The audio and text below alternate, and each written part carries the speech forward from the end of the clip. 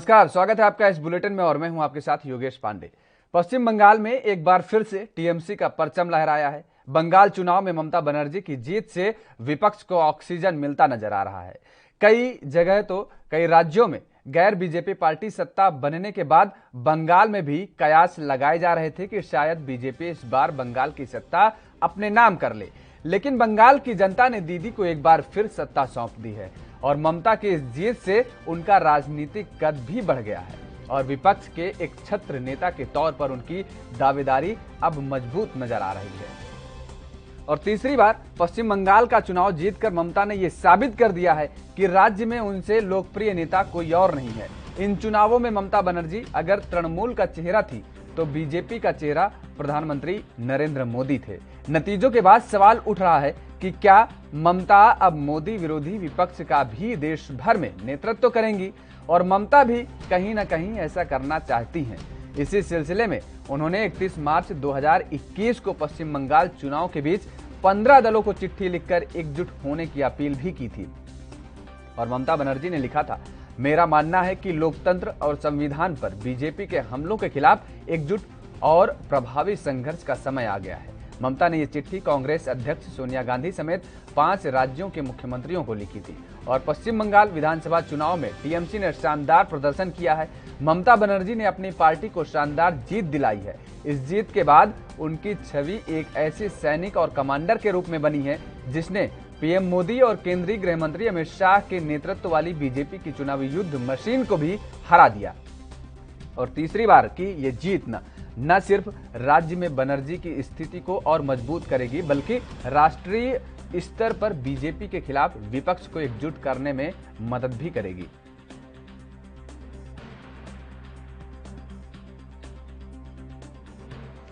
तो पश्चिम बंगाल में एक बार फिर से टीएमसी का परचम लहराया है। ममता बनर्जी की एक बार फिर से सरकार बनेगी पश्चिम बंगाल में। बंगाल चुनाव में ममता बनर्जी की जीत से विपक्ष को ऑक्सीजन मिलता नजर आ रहा है। कई राज्यों में गैर बीजेपी पार्टी सत्ता बनने के बाद बंगाल में भी कयास लगाए जा रहे थे कि शायद बीजेपी इस बार बंगाल की सत्ता अपने नाम कर ले और भारतीय जनता पार्टी पश्चिम बंगाल में भी सरकार बना सकती है, ऐसे कयास लगाए जा रहे थे। लेकिन बंगाल की जनता ने दीदी को एक बार फिर से सत्ता सौंप दी है और ममता की इस जीत से उनका राजनीतिक कद भी अब बढ़ता नजर आ रहा है और विपक्ष के एक छत्र नेता के तौर पर उनकी दावेदारी भी मजबूत होती हुई नजर आ रही है। तीसरी बार पश्चिम बंगाल का चुनाव जीतकर ममता ने यह साबित भी कर दिया है कि राज्य में उनसे लोकप्रिय नेता कोई और नहीं है। इन चुनावों में ममता बनर्जी अगर तृणमूल का चेहरा थी तो विपक्ष का चेहरा प्रधानमंत्री नरेंद्र मोदी थे। नतीजों के बाद सवाल उठ रहे हैं कि क्या ममता अब मोदी विरोधी विपक्ष का भी देश भर में नेतृत्व करेंगी, क्योंकि ममता भी कहीं न कहीं ऐसा करना चाहती हैं और इसी सिलसिले में उन्होंने 31 मार्च 2021 को पश्चिम बंगाल चुनाव के बीच 15 दलों की चिट्ठी लिखकर एकजुट होने की अपील की थी और ममता बनर्जी ने इस चिट्ठी में लिखा था कि मेरा मानना है कि लोकतंत्र और संविधान पर बीजेपी के हमलों के खिलाफ एकजुट और प्रभावी संघर्ष का समय आ गया है। ममता ने यह चिट्ठी कांग्रेस अध्यक्ष सोनिया गांधी समेत 5 राज्यों के मुख्यमंत्रियों को लिखी थी और पश्चिम बंगाल विधानसभा चुनाव में टीएमसी ने शानदार प्रदर्शन किया है। ममता बनर्जी ने अपनी पार्टी को शानदार जीत दिलाई है। इस जीत के बाद उनकी छवि एक ऐसे सैनिक और कमांडर के रूप में बनी है जिसने पीएम मोदी और केंद्रीय गृह मंत्री अमित शाह के नेतृत्व वाली बीजेपी की चुनावी युद्ध मशीन को भी हरा दिया। तीसरी बार की ये जीत न सिर्फ राज्य में बनर्जी की स्थिति को और मजबूत करेगी बल्कि राष्ट्रीय स्तर पर बीजेपी के खिलाफ विपक्ष को एकजुट करने में भी मदद करेगी। तो एक बार फिर से पश्चिम बंगाल की कमान ममता बनर्जी के नाम जिस तरीके से लगातार ये कयास लगाए जा रहे थे और भारतीय जनता पार्टी के द्वारा ये लगातार दावे किए जा रहे थे कि अब की पश्चिम बंगाल में सरकार भारतीय जनता पार्टी बनाएगी और सबसे बड़ी बात यह कि आंकड़ों के साथ दावे किए जा रहे थे। 200 के पार जिस तरीके से भारतीय जनता पार्टी का नारा था कि 200 के पार भारतीय जनता पार्टी सीट लाएगी और वहां पर सरकार बनाएगी, लेकिन ममता बनर्जी ने एक बार फिर से भारतीय जनता पार्टी की सारी उम्मीदों पर पानी फेर दिया। ममता बनर्जी ने एक बार फिर से ये दिखा दिया कि पश्चिम बंगाल में उनके सामने अभी कोई नेता खड़े होने के लिए तैयार नहीं है। कोई उनके सामने कोई अभी ऐसा चेहरा नहीं आया है जो उनके सामने टिक पाए। और पश्चिम बंगाल की जनता ने भी ये बता दिया कि पश्चिम बंगाल का अगर कोई हित कर सकता है, कोई विकास कर सकता है, तो वो ममता बनर्जी ही कर सकती हैं। शायद यही वजह है कि जो जनादेश मिला है ममता बनर्जी को, वो उसकी भारतीय जनता पार्टी ने शायद उम्मीद भी नहीं की थी। तभी इतने बड़े वादे कर रहे थे, इतने बड़े दावे कर रहे थे, लेकिन उन वादे और उन दावों पर जनता ने पानी फेरने का काम किया है।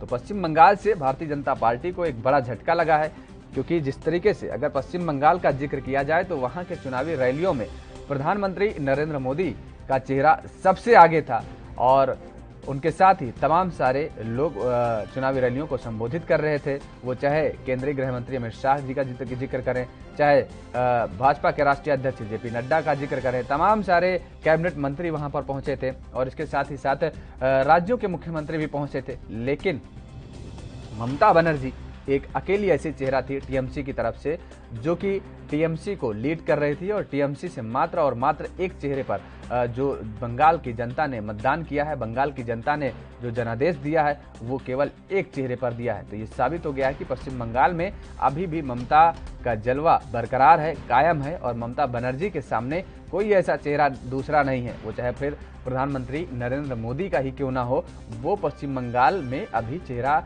नहीं सामने आ पाया है जो ममता बनर्जी को टक्कर दे सके। और यही वजह है, ये दिखाता है पश्चिम बंगाल के नतीजे, क्योंकि पश्चिम बंगाल का जो जनादेश आया है वो इस बात को साबित करता है कि पश्चिम बंगाल की जनता के बीच में अगर उनका कोई नेता है तो वो ममता बनर्जी ही है।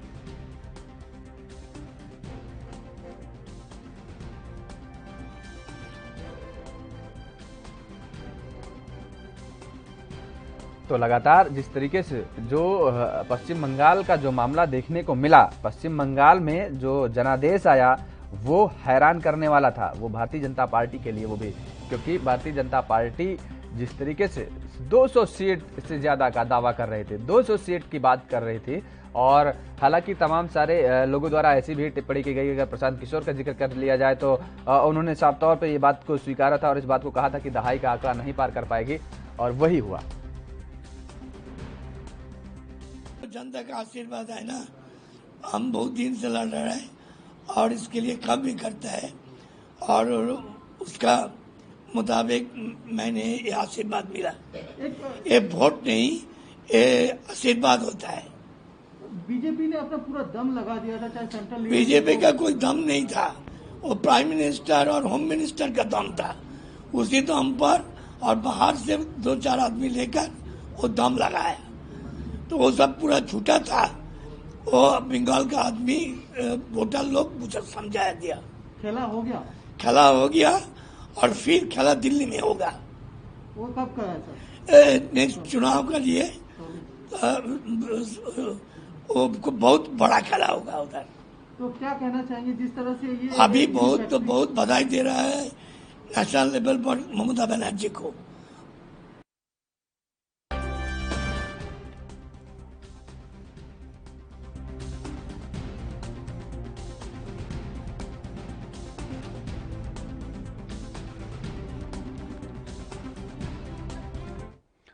तो इसी मुद्दे पर चर्चा करेंगे कि जिस तरीके से जो पश्चिम बंगाल का जनादेश आया है वो बीजेपी को बेहद हैरान करने वाला है और टीएमसी को एक बार फिर से सत्ता सौंप दी है वहां की जनता। हमारे साथ 2 मेहमान जुड़ चुके हैं। आपको बता दें कि राहुल आनंद भारतीय जनता पार्टी की तरफ से जुड़े हुए हैं और टीएमसी की तरफ से सुमित मेहरोत्रा जी जुड़े हुए हैं। आप दोनों लोगों का बहुत बहुत स्वागत है। राहुल जी, सबसे पहले आपके पास आएंगे। जो जनादेश मिला पश्चिम बंगाल में टीएमसी को, आपने तो उम्मीद भी नहीं लगा रखी थी, आपको ऐसी उम्मीद नहीं थी। आपने तो आंकड़े के साथ कह दिया था कि 200 के पार आएंगे और पश्चिम बंगाल में आपकी सत्ता पर काबिज होंगे। देखिए योगेश जी, हर राजनीतिक पार्टियां जो भी हैं, वो सारी पार्टियां अपनी अपनी बहुमत का अंदाजा लगाती हैं और वो सर्वे कराती हैं। देखिए, किसी की बातें सटीक बैठ जाती है, किसी की बातें सटीक नहीं बैठती है, लेकिन राजनीतिक गलियारों में इस प्रकार का अंदेशा लगाना जायज है। और रही बात कि कभी कभी जब टीवी के लोग भी जब एग्जिट पोल दिखाते हैं तो उस समय भी उनके द्वारा भी अनुमान लगाए जाते हैं और वो भी कभी सही साबित हो जाते हैं, कभी गलत साबित हो जाते हैं।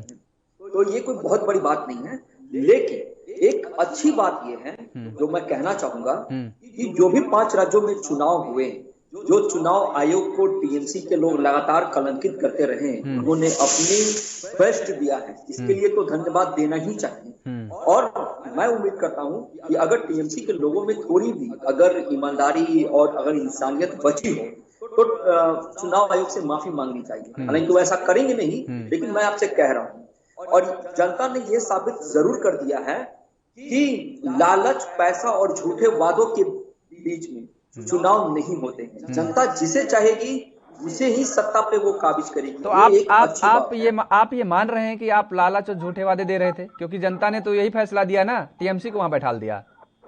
देखिए, मैंने ये बात नहीं कहा, मैंने आपसे ये कहा कि जनता ने साबित किया है ये 5 राज्यों को लेकर।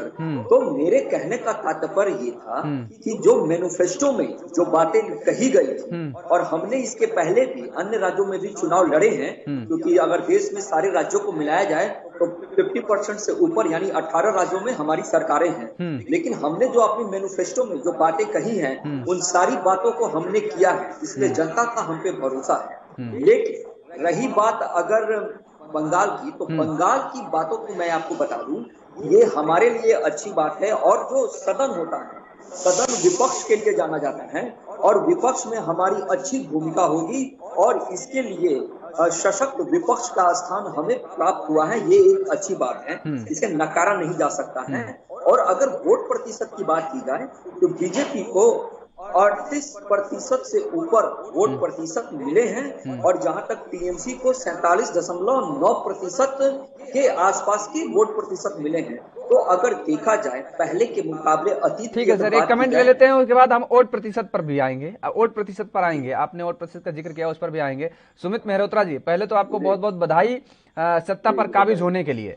और दूसरी बात ये कि आप जिस तरीके से अभी सुने, भारतीय जनता पार्टी ने ये स्वीकार किया है कि जिस तरीके से राहुल आनंद जी कह रहे हैं कि विपक्ष पे उन्हें बैठने का मौका मिला है, और 3 सीटों से जो अब इतनी बड़ी संख्या में वो यहाँ पहुंचे हैं, तो एक विपक्ष की, मजबूत विपक्ष की वो वहां पर भूमिका निभाएंगे। और वो इस बात को कह रहे हैं कि जनादेश को स्वीकार रहे हैं, लेकिन साथ ही साथ जनता को ये भी बता रहे हैं कि जनता जिस तरीके से झूठे वादों में फंसने वाली नहीं है। बिल्कुल बिल्कुल बिल्कुल मुकेश भाई, वहाँ की जनता बहुत पढ़ी लिखी समझदार है कि उन्होंने जिस तरीके से माननीय मोदी जी ने, अमित शाह जी ने, योगी जी ने बंगाल के अंदर इतनी बड़ी बड़ी रैलियां करके, इतने झूठे प्रचार करके माननीय ममता दीदी को अपशब्द कहे, उसका परिणाम इन लोगों को जनता ने दे दिया है। जनता ने बिल्कुल दिया है। ये लोग कहते थे हम 200 के पार आएंगे, सरकार हम बनाएंगे, 200 के पार, 200 के पार, और हम लोग शुरुआत से कहते थे ये साहब 100 का आंकड़ा भी पार नहीं कर पाएंगे। जो 145 पे लड़ रहा हो वो 100 का आंकड़ा भी नहीं पार कर पाएगा। 200 की तो बातें ये बहुत दूर की, झूठे प्रचार थे बंगाल के अंदर, बंगाल वासियों के ऊपर अत्याचार हुआ, वहां पे जिस तरीके से इन लोगों ने लड़ाई दंगे करे हैं उसको भी वहां पे जनता ने देखा है, और ये उसी का नतीजा इन लोगों को मिला है।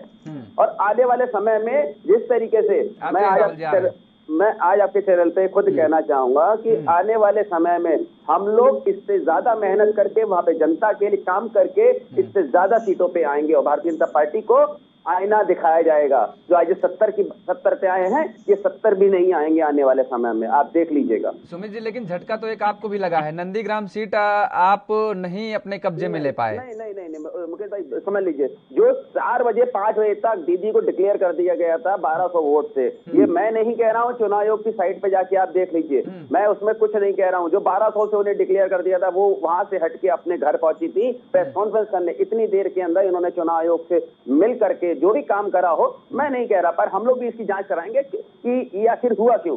ठीक है, उन्होंने परास्त कर दिया हमें, ठीक है, हम मानते हैं, उन्होंने 1700 वोटों से उन्हें लीड मिला के उन्हें जीत घोषित कर दी, पर इसकी जांच होगी, बिल्कुल होगी, होनी चाहिए।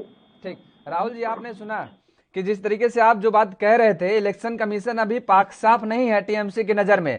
इलेक्शन कमीशन पर अभी भी आरोप हैं। जिस तरीके से जो नंदीग्राम सीट के पहले डिक्लेयर कर दिया गया कि ममता बनर्जी जीत गई, और उसके बाद ये हुआ कि वो शुभेंदु अधिकारी से हार गई हैं। तो अब इस बात की अभी जांच करने की टीएमसी मांग करेगी, जिस तरीके कह रहे हैं सुमित मेहरोत्रा जी। देखिए योगेश जी, मैंने आपको अपने प्रारंभिक संबोधन में इस बात को कहा था कि टीएमसी के जो भी लोग हैं, जो कार्यकर्ता हैं और जो उनके नेतागण, उनमें अगर ईमानदारी और सच्चाई और इंसानियत जीवित होगी तो उनको चुनाव आयोग से माफी मांगनी चाहिए। आपने जो हमारे साथी को साथ में बैठाया है, अरे मेरी बात को पूरी तो होने दीजिए।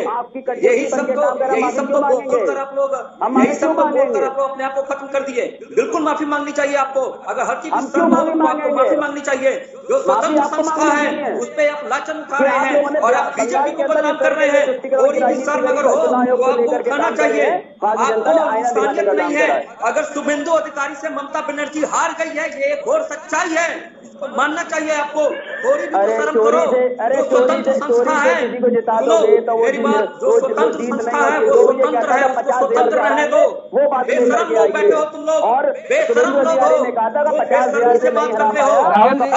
राहुल जी गलत बात, शब्दों की मर्यादा को ना शब्दों की मर्यादा को पार न करें गए। ये आपसे विनम्र अनुरोध राहुल जी, इसका आप ख्याल रखिएगा आइंदा, नेक्स्ट टाइम। आप दोनों मेहमान हमारे साथ बने रहिए। वक्त एक छोटे से ब्रेक का हो चुका है, फौरन आते हैं।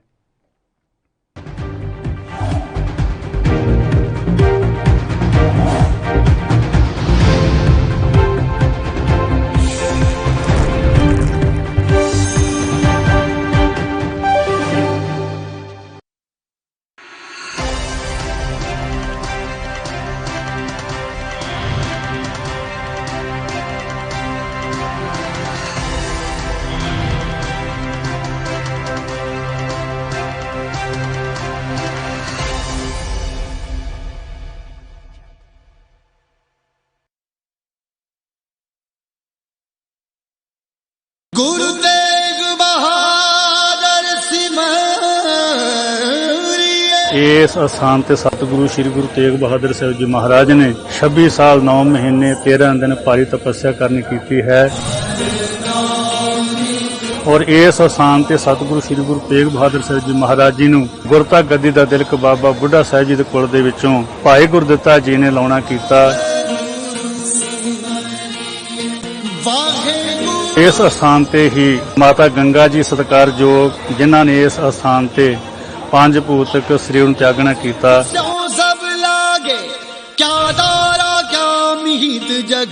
ਧੰਨ ਗੁਰੂ ਅਮਰਦਾਸ ਜੀ ਦੇ ਹੁਕਮ ਸਦਕਾ ਧੰਨ ਗੁਰੂ ਰਾਮਦਾਸ ਜੀ ਨੇ ਜਿਸ ਨਗਰੀ ਦੀ ਨੀਂਹ ਰੱਖੀ ਉਸ ਦਾ ਨਾਮ ਗੁਰੂ ਕਾ ਚੱਕ ਰੱਖਿਆ ਅਤੇ ਬਾਅਦ ਵਿੱਚ ਚੱਕ ਰਾਮਦਾਸਪੁਰ ਅਤੇ ਅਖੀਰ ਅੰਮ੍ਰਿਤਸਰ ਸਾਹਿਬ ਦੇ ਨਾਮ ਨਾਲ ਮਸ਼ਹੂਰ ਹੋਇਆ।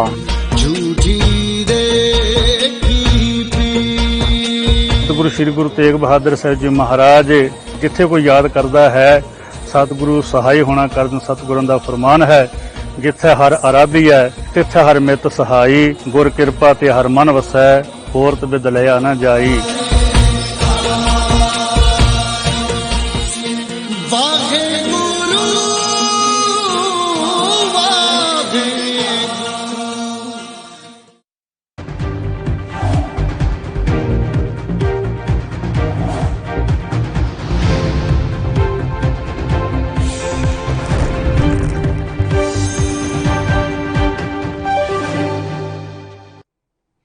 ब्रेक के बाद एक बार फिर आप सभी का स्वागत है। चर्चा को आगे बढ़ाएंगे। हमारे साथ राहुल आनंद जी जुड़े हुए हैं और सुमित मेहरोत्रा जी भी जुड़े हुए हैं, दोनों लोग जुड़े हुए हैं।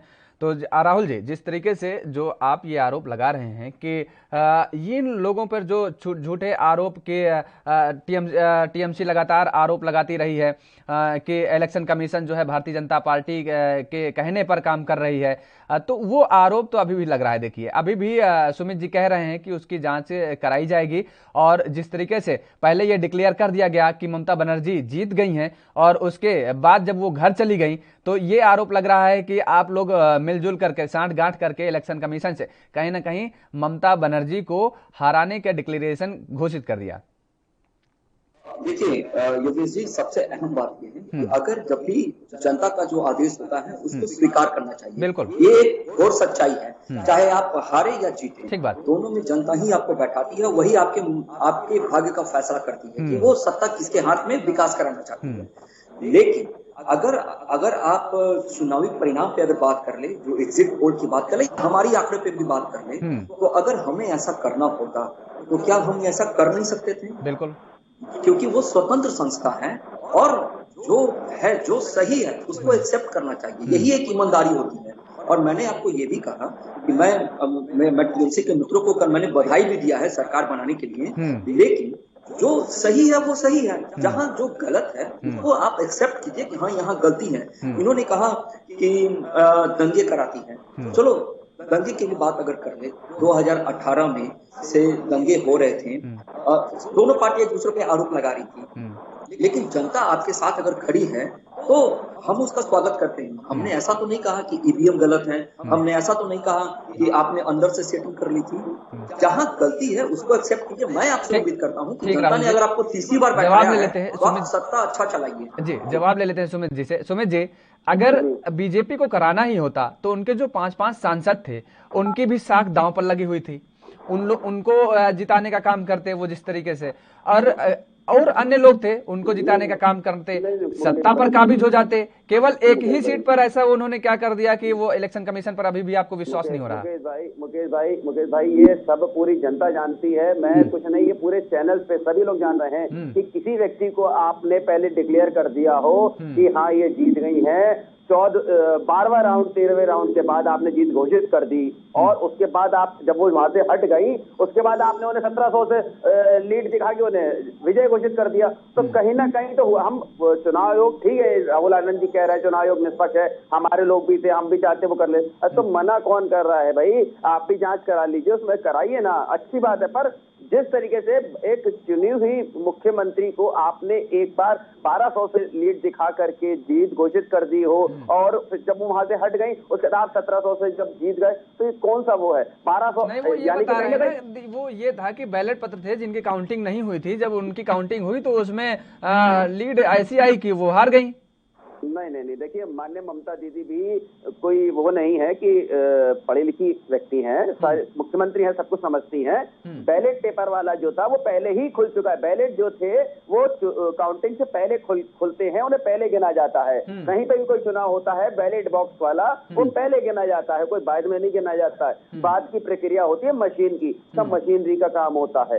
तो कहीं ना कहीं उसमें हुआ है, और देर रात तक माननीय ममता जी ने इसको भी कहा। ये मानते हैं कि आपने खेला तो कर दिया, लेकिन उल्टा खेला आपके साथ भी हो गया नंदीग्राम में। नहीं, बिल्कुल हम ये मानते हैं कि वहाँ की जनता ने जो माइंडेड हमें दिया है वो सिर माथे पे है, उसके लिए हम जनता के लिए काम करेंगे, और काम करा है 10 सालों में। पर आज ये बताएं 18 सांसद इनके पास थे, इन लोगों ने कितना काम करा? कोविड महामारी में 2020 में इन लोगों ने कितना काम करा है, वहां पे जनता के लिए क्या काम करा है? और जिस तरीके से तुष्टीकरण की राजनीति करना, बंगाल में जाकर के बंगाल वासियों को मारना, तो मूर्तियां तोड़ना और आरोप लगा देना टीएमसी के ऊपर, वहां की जनता भली भांति सब कुछ देख रही थी, बिल्कुल शांत थी। जिस तरीके से लोग कह रहे थे कि शांत है और दीदी से उखड़ी हुई है, भारतीय जनता पार्टी को आपके लेकर के आएगी, परिवर्तन करेगी, परिवर्तन, अरे साहब सरकार तो हमने बना ली, ठीक है, हम वहां से नंदीग्राम से हार गए, एक सीट हम कोई सी भी ले लेंगे, सीएम तो हमसे नहीं बनेंगे। ठीक है, अभी 2 सीट आपके पास बाकी है, अभी 2 सीटों पे चुनाव होना बाकी है, 2 सीटें हैं, उनमें हो सकता है ममता बनर्जी चुनाव लड़ लें, क्योंकि अभी 2 सीटें जो नहीं लड़ी गई, जिनके कैंडिडेट नहीं रहे अब, तो उन पर अभी चुनाव होना बाकी है। अब आने वाले समय में ये देखा जाएगा कि ममता बनर्जी क्या उन 2 सीटों में से किसी एक सीट का चुनाव करती हैं। राहुल जी, आपने चुनाव के दरमियान बहुत बड़े बड़े आरोप लगाए, भ्रष्टाचार के आरोप लगाए, भतीजेवाद का आरोप आपने लगाया, तमाम सारे जांचें आपने करवाई एजेंसियों के माध्यम से, छापे मारे गए टीएमसी के नेताओं के घरों पर, लेकिन उसका असर कहीं दिखा नहीं। जनता के बीच में मैसेज जो गया वो यही गया कि अगर कोई विकास कर सकती है पश्चिम बंगाल का तो ममता बनर्जी ही कर सकती हैं। तो अभी पश्चिम बंगाल में ममता बनर्जी के सामने कोई ऐसा बड़ा चेहरा नहीं सामने आया है जो वहां पर टिक पाए, वो चाहे प्रधानमंत्री नरेंद्र मोदी ही क्यों ना हो, क्योंकि वहां पर उन्होंने पूरी दम लगा दिया, पूरे दमखम के साथ वहां पर उतरे, लेकिन नतीजा जो आए वो आप भी देखे। योगेश जी, एक बहुत पुरानी कहावत है, समर शेष है नहीं पाप का भागी व्याग्र, जो तटस्थ है समय लिखेगा उनके भी अपराध। तो ये लिखने की जो अपराध लिखने की जो समय है वो शुरू हो चुकी है, क्योंकि आपने देखा 3 से 75 हुए और 2 से 18 हुए, तो आने वाले समय में ये हमें मजबूती ही देगा और आरोप लगाकर हमें एक मदमस्त हाथी की तरह चलते रहना है। विपक्ष का काम है हम पे आरोप लगाए जो सत्ताधारी हैं, लेकिन जो वहाँ की देशवासियों की जो उम्मीदें हैं जो केंद्र सरकार के माध्यम से पूरी होगी वो कभी भी की जाएगी। और आपने जो छापे मारने की जो बात कही, मैंने आपको कहा भी था कि ममता बनर्जी जी पे ये आरोप लगे हैं, शारदा चिट फंड को लेकर लगे हैं, तो इसके ऊपर वो कार्रवाई की गई थी जिसकी वजह से वो सीबीआई का काम है, सीबीआई इस पे क्या करेगी वो उनका मंथन है। लेकिन अगर आप सही हैं फिर आपको घबराने की आवश्यकता नहीं है, क्योंकि आपने उनकी घबराहट देखी होगी जब वहाँ के एक बड़े पुलिस अधिकारी को अभी बुलाया गया था तो उनको आने नहीं दिया गया था। तो ये सब एक मंशा जाहिर करती है, लेकिन मैं अभी भी आपको कहता हूँ कि जनता ने उनको तीसरी बार मुख्यमंत्री बनाया है। मैं उनका स्वागत करता हूँ, उनका अभिनंदन भी करता हूँ कि वो उस राज्य का विकास करेंगी। हमारी वो प्रतिद्वंदी के रूप में कभी भी है राजनीतिक अखाड़े में, लेकिन मैं उम्मीद करता हूं कि जिस तरह से घटना शुभेंदु अधिकारी जी के साथ कल घटी थी, क्योंकि टीएमसी के लोग बर्दाश्त नहीं कर पाए थे, वो घटना ना घटे, क्योंकि ये कहीं ना कहीं एक संदेह देता है और लोगों के मन में ये डर का माहौल पैदा करता है। मैं चाहता हूं कि दीदी अगर विकास करे तो गंगा वो ऐसा बहाए कि सबके लिए समान हो, चाहे वो बीजेपी के आदमी हो या वो टीएमसी के हो या अन्य पार्टी के समर्थक हो, सबको बराबर। सरकार सबकी होती है, राज्य में है तो राज्य के लोगों की सबकी सरकार होती है, चाहे वो विपक्ष का व्यक्ति हो चाहे सत्ता पक्ष का व्यक्ति हो। और हाँ, तो वो सरकारें किसी एक के लिए नहीं होती, सभी के लिए होती है। सुमित जी, जो घटना घटी, शुभेंदु अधिकारी ने भी आरोप लगाए कि टीएमसी के कार्यकर्ताओं ने उन पर हमला किया। घटना अगर ऐसी है निंदनीय है। और दूसरी बात यह कि कल की हालांकि तस्वीरें कुछ और भी आई थी, बीजेपी कार्यालय में जिस तरीके से कार्यकर्ता गए थे टीएमसी के और वहां पहुंच रहे थे, अंदर जाने की कोशिश कर रहे थे, पुलिस प्रशासन हालांकि उनको जाने के लिए कह रहा था लेकिन वहां से हट नहीं रहे थे। तो अभी ये राहुल जी की उम्मीदें हैं कि अगर वहां पर आपको करना है, सत्ता पर आप बैठे हैं तो विकास की गंगा बहाइए। जो ये तस्वीरें आ रही हैं ये ना आया आने वाले समय में। मुकेश भाई बिल्कुल अब चुनाव हो गया है, सारी चीजें देखी जाएंगी, क्या है कौन लोग थे, उनके ऊपर कार्रवाई भी होगी, ऐसा नहीं है नहीं होगी कार्रवाई कि किसी के यहाँ कुछ घटना घटी है तो वो चीज संज्ञान में लिया है। अब चुनाव निपटा है, सारी चीजें होंगी, पुलिस प्रशासन भी होगा। हम लोग खुद चाहते हैं बंगाल का विकास हो और जिस तरीके से हम लोगों ने 10 साल काम करा उससे और बेहतर हम लोग वहाँ पे काम करेंगे। पर अब इस समय देश बहुत बुरी स्थिति से गुजर रहा है कोविड महामारी से।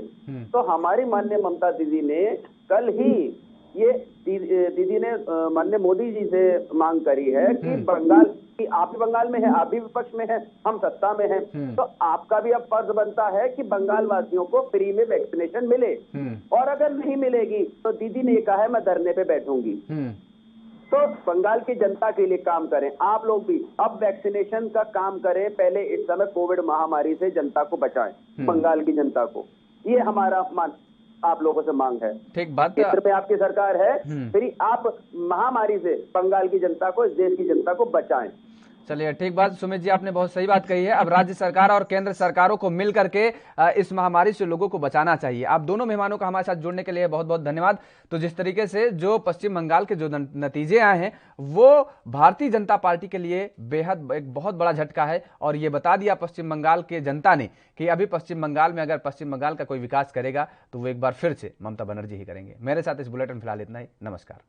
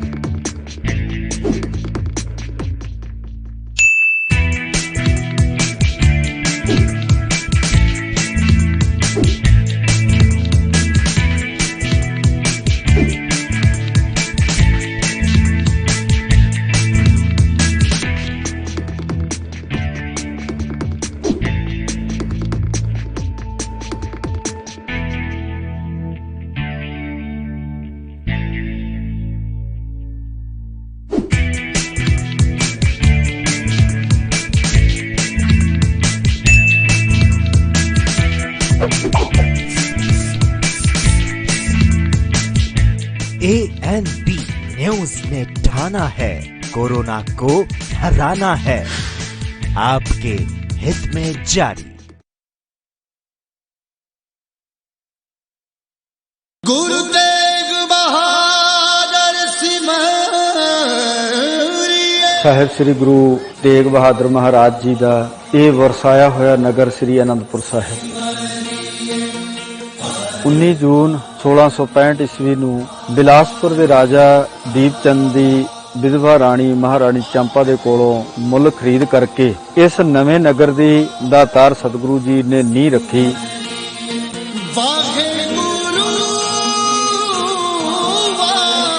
ਗਰੀਬ ਨਵਾਜ਼ ਸਾਹਿਬ ਜੀ ਨੇ ਇੱਥੇ ਹੀ ਆਪਣੇ ਰਿਹਾਇਸ਼ ਦੇ ਲਈ ਮਕਾਨ ਬਣਾਏ। ਹੋਰ ਬਹੁਤ ਸਾਰੇ ਕਿੱਤਿਆਂ ਦੇ ਲੋਕ ਵੀ ਇਸ ਨਗਰ ਦੇ ਵਿੱਚ ਵਸਾਏ।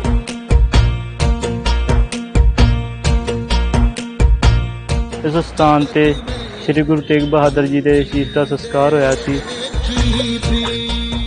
ਇਸ ਸਥਾਨ ਤੇ ਬਹੁਤ ਹੀ ਸੁੰਦਰ ਗੁਰਦੁਆਰਾ ਸੁਭਾਈਮਾਨ ਹੈ। ਗੁਰਦੁਆਰਾ ਦਾ ਸੀਸਗੰਜ ਸਾਹਿਬ ਜੀ